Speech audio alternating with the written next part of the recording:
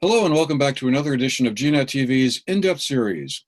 I'm Andrew McKeever, the news director at GNAT-TV's News Project, and it's a pleasure to have you with us today on Thursday, February 17th.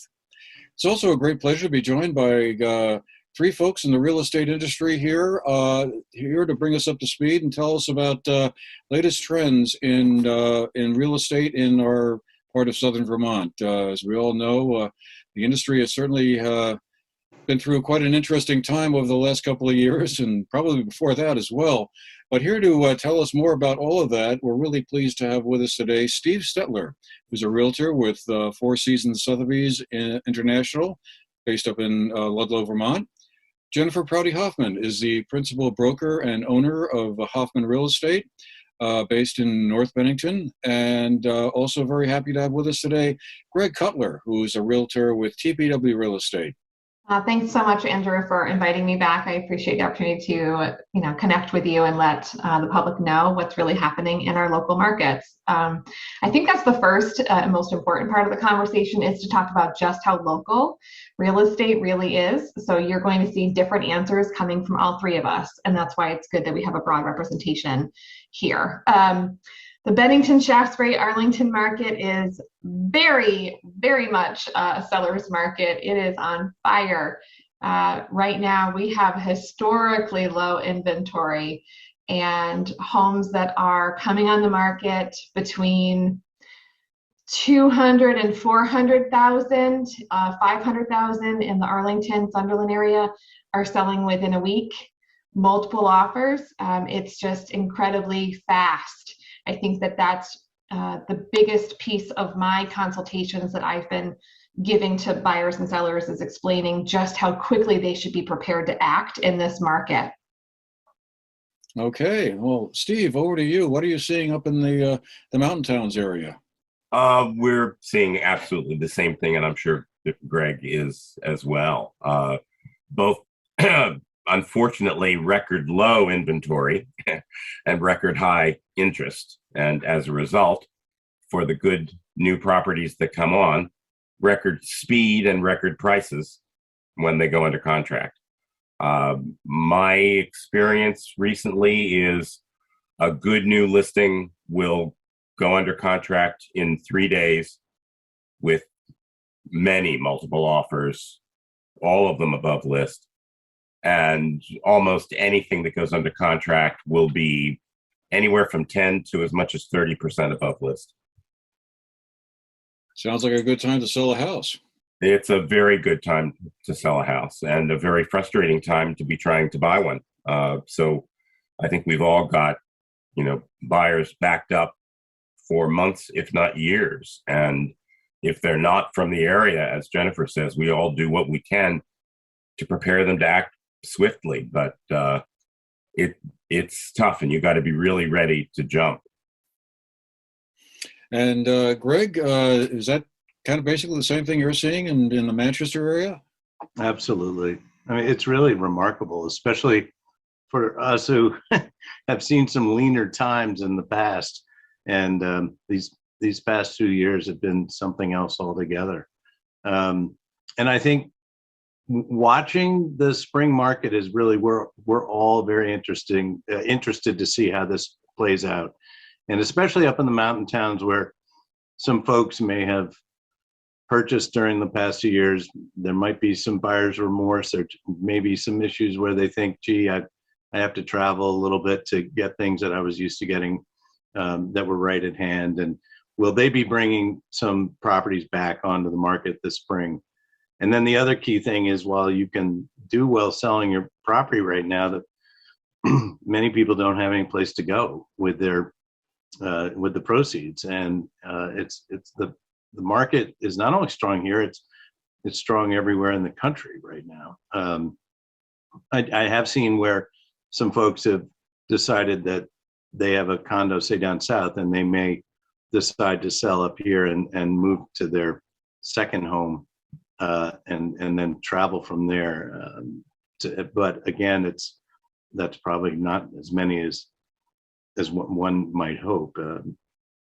If you're in a position or want to sell your house, but it's a matter of where am I going? Are there certain houses or types of properties that are really highly desired by prospective buyers at the moment, or is it just, you know, whatever's available is hot? I would say that anything that's good and available is hot at all levels. I think we all see that kind of mid-range that Jenifer's talking about in the high twos to high fours, low fives is traditionally the most popular in the country, and those will go fast. What we've seen in the mountain towns is that the very large houses and large properties, many bedrooms, lots of outdoor living, lots of land, were honestly not moving much before COVID and are now absolutely the love child of buyers. I think we've all learned as we live and work increasingly more at home, and we have more relatives and friends who are part of our bubble, as it were, that we like that and that we value that and that that's something that we want. So I've certainly had much more success with beautiful properties that just sat there pre-COVID and now fly off the shelf as people look. So as far as the southern end of the county, I would say that the most popular homes are the ones that are at least 3 bedrooms, 2 bathrooms with a garage, that is with an acre. Everybody sort of sets that as like kind of their minimum standard of what they're looking for. And so I then especially have to train buyers to understand that what you want is what everybody wants. There's still predominantly primary residential sales happening in my market. We're not located at the base of a mountain, so we are not as sought after for vacation home buyers. However, there definitely are more people who are looking for that, as well as the ability to rent it when they're not here. And so that's been an interesting shift for me, because that was never really part of my business. And so having to get more involved in understanding the short-term rental market and what those buyers are looking for has come down here, simply because they cannot get what they want in Manchester or the mountains. Andrew, I was going to say the other issue being that people are definitely looking at land now, and there's a little bit of a price break on materials. It's still very difficult to find builders and who are, that's probably a year out on a 4-bedroom. There's some folks out there that are renovating, and they're finding it difficult to find people to even do that. So, but land sales are popping. I think Steve and Jen would agree. And I think the cost of building materials is thawing out slightly. It'll probably jump again with the trucking and embargo between Canada and the United States. I hope it's not as bad as last summer and the year before, but we are seeing that too.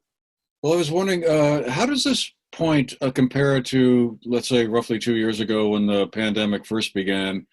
Often buyers who are working with agents, either as a customer or client, we can get into that later, will call and say, I just saw this property come on the market, and can you rush up there, take a video of it, and off you go, and you work your way into a series of showings somehow, and that are going on. And just like Steve said earlier, multiple offers within hours, and the property sells within days.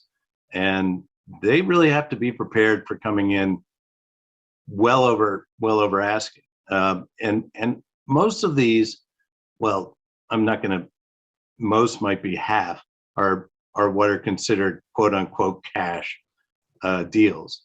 But I would tell you, it's mind boggling how many are cash with no contingencies, no inspection.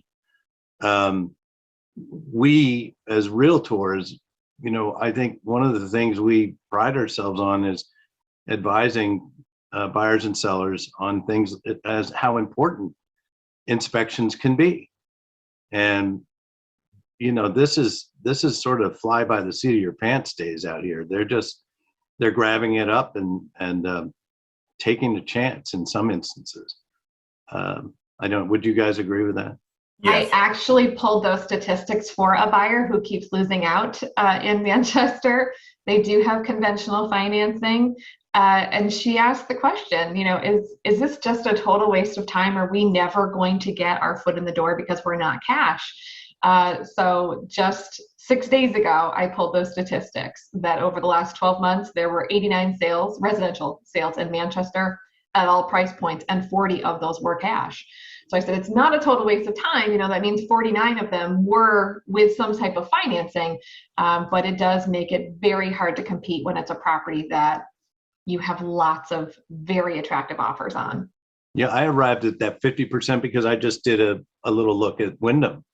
And I thought, well, maybe Wyndham might be a little bit more on the conventional side. And I was surprised to find that that was the case. It was about half were cash. And most came in at ask and many over asking. So it's everywhere. It's really pretty fascinating. And there's a risk involved there for buyers who aren't doing the inspections. But somebody might say, well, obviously they can weather the risk because they're coming with cash. So presumably they've got a pad there to take care of what they may or may not find after And that. I've found, and I'm sure you have too, that it's less that people are not doing inspections, but they're not doing an inspection contingency. So they will get inspections, but they've given up the right to say, I don't want this property if they discover something in the inspection that was bigger and worse than they suspected. But again, this ends up favoring the people who've got that cushion. And I think one of the things that we're all concerned about is affordable housing and housing for the real local working population, which is a crisis all over the country, but is certainly felt very, very much in our area. And there are lots of organizations trying to work on that now. I was just hearing, and maybe one of you knows more details about it, that the governor's getting ready to propose a program to help support that around the state. But I think that's a huge issue. And I think people probably imagine that realtors are just happy selling $1 million properties and getting commissions. But in fact, those of us that go into this in no small part because we care about and believe in our community. And the health of the community depends on serving everybody's needs. And many of the people who are being closed out of housing are the very people that you will need to service your house or build it or plow your driveway or, everything else. So we've got some work to do there. Jen, do you know anything about accessory dwellings as it pertains to, I think they've changed the rules on accessory dwellings in order to stimulate the ability to rent for workforce housing.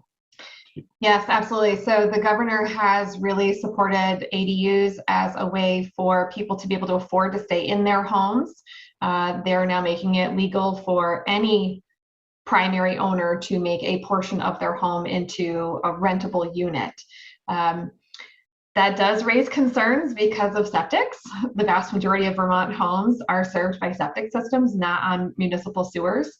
And so essentially, say you have a 3-bedroom home and now you are going to build on an addition or convert, say, part of your finished basement or something like that into an ADU, you would now have to reallocate one of those bedroom counts for the ADU.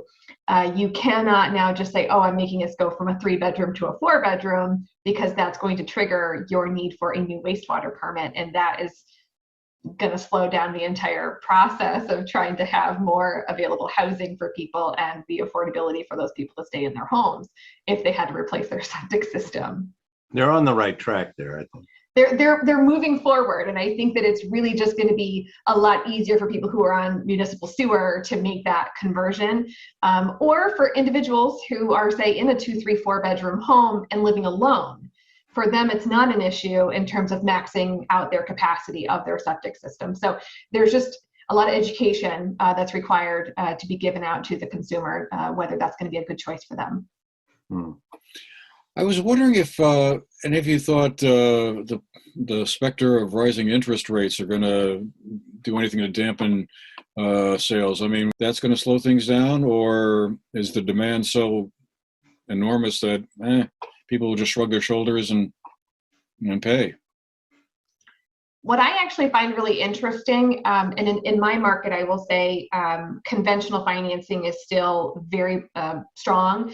You know, my average sale price is $225,000, so I'm not selling $1 million homes every day.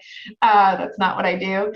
And for most people who are well-to-do, their stock market is growing rapidly. So they're getting incredible gains, 10 to 25% gains by keeping their money invested in the market. So for many people who could actually use cash, they're actually choosing to get a mortgage instead, because even as those rates rise from 2.5% historically low for a 15-year mortgage, even if they end up at 4 or 4.25% by the end of the year, it's still going to be smarter for those people to get that mortgage. Now, for the everyday first-time home buyer, it does really crunch their ability to buy the home that they want as those rates rise. And I have a couple things under contract right now where those buyers were not able to rate lock long enough to get through their closing. And so they are very concerned about how much their payment is going up between now and closing. Yeah, and historically, if rates, when I bought my first home, I think it was 16.5%. So what we're seeing now is, we were living large when we were able to refinance at 6.25%, back in 2006 or 7, I don't know. And in the end, the price, you're going to have depressed prices with higher rates, and your payments are going to wind up being the same. But right now, as Jen said, this is the point where rates will go up, and it's critical to get that lock, and it's hard for them because it's the difference between $1,500 and $1,800 to $1,900 suddenly, which makes a big difference in people's ability to budget for that. It's still historically low. I mean, it's ludicrous, right? Compared us old timers are, If you're of a certain age, you remember a time when this still seems pretty cheap. Exactly. Does this I know. I look at the numbers sometime and think, well, that's not bad. I remember back in the 1970s and 1980s. That's the thing. It's all relative, so someone who's been there, my parents' first home, they got a construction loan at 16 or 18% back in the 80s. So, to them, the rates now are insane. But for someone who's buying their first home and they hear the rates are going up, it does create this, panicked, fear-based response. And a lot of those buyers have been cooled by the heat of the market over the last 2 years anyway. They've decided we're going to save our pennies, we're going to really get our credit where it needs to be. And so I think that it is very disheartening for that subset of people who are in that first-time home buyer kind of low budget anyway, for them to think that just as they're getting there, it's going to get out of reach for them. Jen, and the other quick thing I want to say was that I've had some deals lately with first-time home buyers and that have been very successful. So I don't want them to feel discouraged if they're watching, because that's not necessarily the case. And it's worked out in several instances. But Jen and I had I think we were working together on something where it was a VHA loan with a particular type of property where it got a little sticky. And so there are some pitfalls out there. And I'll just say, that's why when working with a realtor, you're gonna do better, just because we're much more aware of that kind of thing. I'm plugging us, guys. So it's ultimately about working with not only a realtor, but also a lender and an attorney who, as a package, are looking out for your best interests and understand the type of loan that you're getting. There's fantastic first-time homebuyer grants and education out there. So for all those first-time homebuyers, NeighborWorks of Western Vermont covers all of our areas that we're talking about here. And for $99, they have a bundled package where you can go through their first-time homebuyer class and get financial counseling. So it's well worth the investment in your future. What advice would you give to someone who's selling a house right now? Well, I think the first thing, and this picks up on comments made earlier, is that you better know that you have somewhere else to go. I'm literally dealing with some buyers today who put their house in Pennsylvania up on the market thinking it would take a while, and it went in 3 days, and they have nowhere to live. And they have spent some time in Southern Vermont and said, why don't we move there? But there's very little for them to see. And one of the properties they were going to see today, the people have nowhere to go if they sell. So they've written into it that it's contingent on their finding another home. So it's, a domino effect there. So for one, make sure you've got somewhere else to go or a plan, because if you have a good property, it's probably going to sell. And at a rate that you're going to want to take advantage of. After that, it's pretty much what Jenifer was saying, the way we try to equip a buyer. You want to have your act together and be ready to act. So that means we have to get in there and take photos and often video. And if your place needs paint, good luck getting a painter for, a certain amount of time. If you have to do any kind of even minor staging, none of us wants to show something in anything other than its best light. And at the very least, we usually have to go through and help you, what we like to euphemistically say is declutter, because a lot of stuff, and I've certainly got it in my house, just gets in the way of people's ability to appreciate. The buyers I had today went into a house that was so perfect that I almost felt the people didn't live there and it had it staged, but apparently they live that neatly. And I got a very quick text that there's very strong interest, and I know that had a lot to do with it. People generally now are not looking to spend a lot of time and money bringing something up to speed unless they've really got some skills or some history there, or plenty of time to wait. So you want your place as close to quote unquote turnkey. We're not allowed to call things that, but as you can get it. And that will absolutely get the interest too. I would tell sellers to seriously consider pre-inspecting their property, pre-inspecting their septics, and that's a way to take that concern out of the picture right off the bat. Being able to present buyers with those inspections and save them so not only money but worry. I would say that you do that for your septic. That would be one of those surefire. And if you do find something wrong, remedy it, get it taken care of. And especially in this market, you're going to do pretty well, and you should be able to cover those costs with the proceeds. I'd like to ask each of you what your expectations are for this coming year. More of the same? So I think many realtors have a myopic view of the market. It's based on what they are personally seeing. I have personally done like 15 CMAs, market reports for sellers who are thinking about selling this spring, just in the last 30 days. And so that's hopefully going to be a lot more inventory coming on the market. And so from my perspective, I think that there's a lot of hope that there's going to be more homes out there, and all price ranges actually, in different towns, big and small. And so I think that there is a house out there for everybody. You just really have to take a very patient approach. If you are in a very desperate hurry because you're taking a job and you need to get here, please get connected with a realtor as soon as possible. Because even if that means we're not going to make a sale, you need to just get into a short-term rental, or we can connect you with a hotel who's got a long-term stay program for you. we can really be that boots on the ground to help you get here. Because as much as we like to sell homes and make that connection, sometimes we just need to get the worker here to get started. So don't feel like connecting with a realtor is only when you're ready to buy. I would go even a little broader than that. I've found over the last 2 crazy years, and I've only been in this business for 3 years now, so I had 1 year pre-COVID, but that the majority of the people I'm dealing with, even in early COVID, were not coming here out of COVID flight.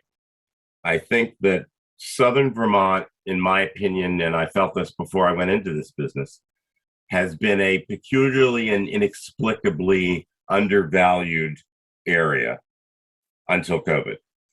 I think we have the greatest quality of life of any place I know, and I feel very lucky to be living here. And with more time, we could enumerate all the reasons, but we all know that. And I'm finding that the majority of the people that are out there as buyers, as was true at the beginning of COVID, are people who've had a connection with Vermont at some point, either fantasized about it being a part of their life someday, or were going to plan to do it. And with COVID, they had the time and the research and the wherewithal to actually make that happen. And I think we're going to continue to see a very strong, steady interest in buying and frankly living, not just vacationing in our part of the world. And I think that's great for all of us. All right. Well, Greg Cutler, you get the last word. What are your thoughts looking forward into the coming year? Well, first of all, thank you guys. This is great, and fun to be on with Steve and Jen. And I just agree with both of them wholeheartedly. I think that was a really good summary. And Steve, you're exactly right. We have it going on here, and I think it's going to be a strong market for quite a while. And it's just a matter of inventory, really. I mean, is there going to come a point where there's nothing left to sell? It almost feels like, wow, well, No, I think Jen's right. There are folks out there that are going to be able to take advantage of this, and they do have places to go, even if it's moving in with family. And I think we're going to see some strong activity in the spring. I'm very hopeful for a very busy spring market. I didn't get to answer the question regarding how sellers can prep, so I do just want to put in my 2 cents real quick before we sign off. Sorry to take the last word from Greg, but I will say that, don't worry about that. It really is so helpful for a seller to not make an impulsive decision, to say, I want to sell today.